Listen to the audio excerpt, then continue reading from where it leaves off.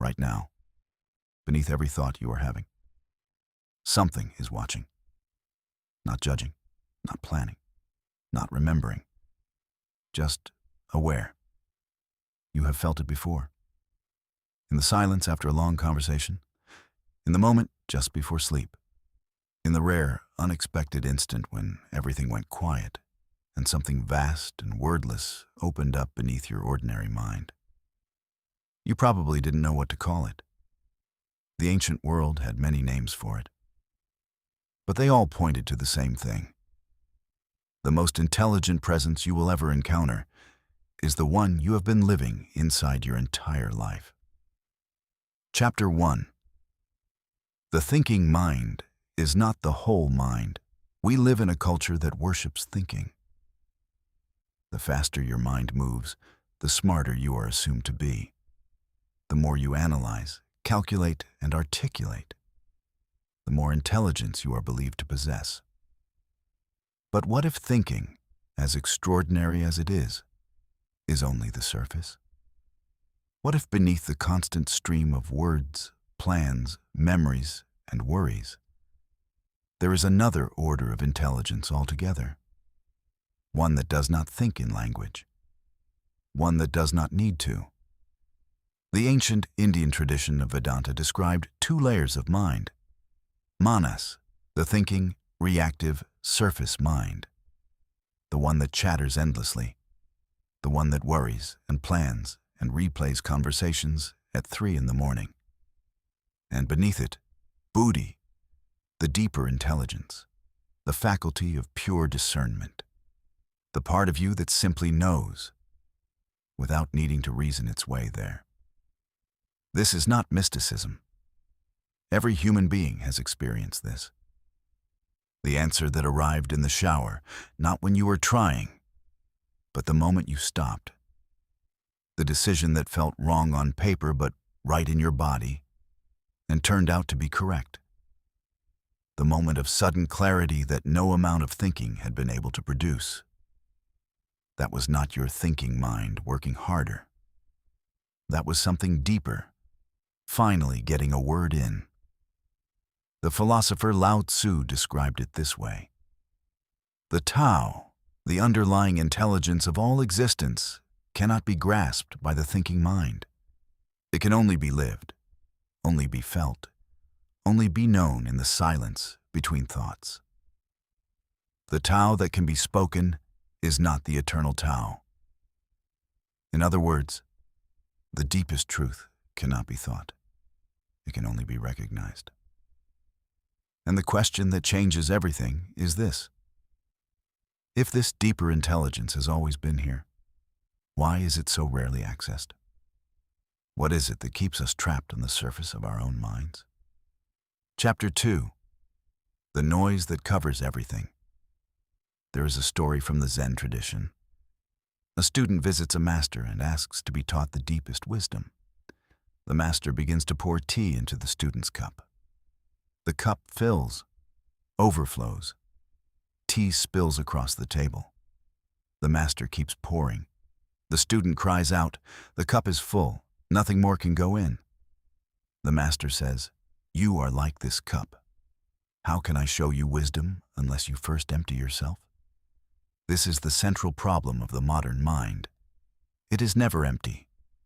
From the moment you wake until the moment you sleep, and often in the hours between, your mind is producing, consuming, reacting, planning, scrolling. There is no space. And without space, the deeper intelligence cannot be heard. Not because it stops speaking, because the noise is too loud. The Buddhist tradition calls this papanka, the proliferation of thought. The mind's tendency to take one simple moment and spin it endlessly into stories, judgments, fears, and projections. A single thought becomes a narrative. A narrative becomes an identity. An identity becomes a prison. And inside that prison, surrounded by the noise of your own constant thinking, the deeper wisdom waits. Patient, unhurried, completely untouched by the chaos above it. The Upanishads describe it as sakshi. the silent witness. The awareness that watches all thought without being disturbed by any of it. It is not a state you achieve. It is what you already are, beneath everything you think you are. The Sufi mystics called it the qalb, the heart that sees.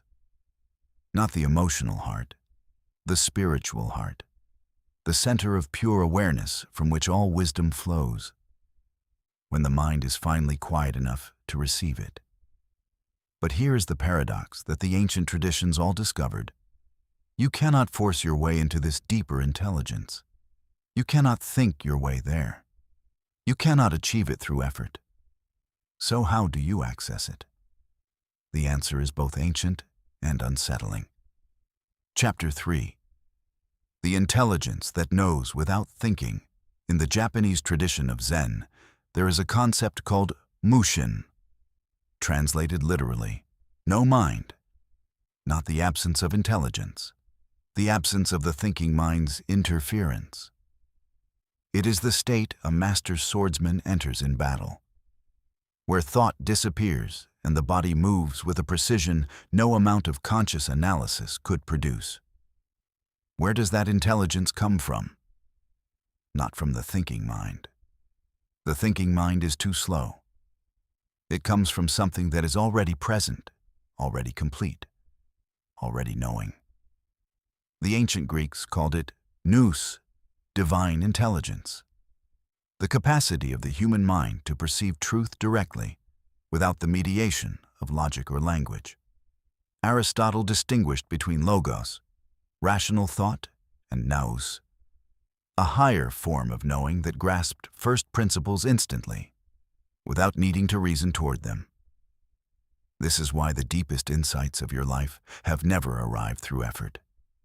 They arrived in stillness, in the moment between sleeping and waking, when the guard of the thinking mind was down, in the middle of a walk, when your mind finally let go of the problem, in a single moment of complete presence, when time seemed to stop and something vast and clear opened beneath ordinary experience.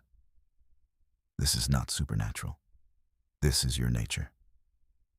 The ancient wisdom traditions were not teaching people to access something foreign. They were teaching people to stop blocking what was already there.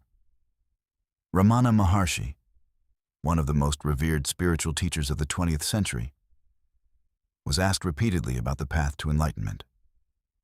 His answer, always, was the same. Not a technique, not a practice, not a philosophy. A single question. Who is aware? Not what are you thinking, not what do you know. Who is aware? Because beneath every thought, every feeling, every experience, there is an awareness that is prior to all of it. Unchanging, undisturbed, already whole. That awareness is not something you create. It is what you are. And when you finally touch it, even for a moment, something shifts that no amount of thinking could have produced. Chapter 4. Living from the depth. The ancient traditions did not teach this wisdom so people could think about it. They taught it so people could live from it. Because there is a profound difference between a life lived from the surface of the mind, reactive, anxious, fragmented, and a life lived from the depth beneath it. From the depth, decisions come with clarity rather than confusion. Relationships become more honest because you are no longer performing, no longer reacting from old patterns, no longer mistaking your thoughts for the truth of who you are. Creativity flows because creativity has never come from effort. It has always come from the same place as insight, as intuition, as grace. From the space beneath thought. This is what the masters meant. Not that thinking is wrong, not that the mind is the enemy, but that the thinking mind is a tool, a brilliant, extraordinary tool that was never meant to be the master. Beneath it lives something that cannot be named, cannot be defined, cannot be captured in language. But it can be felt. in the stillness between two thoughts, in the presence that remains when everything else falls quiet, in the awareness that is reading these words right now, before the thinking mind adds its commentary. That is it. That has always been it. You have spent your whole life thinking your way through existence. What would happen if, just for a moment, you stopped? Not to find something, not to achieve anything, just to notice what was already here. The intelligence beneath your thoughts has never left. It has been waiting patiently, silently, completely, for you to remember it. What do you hear when you finally stop thinking? 40 Arba.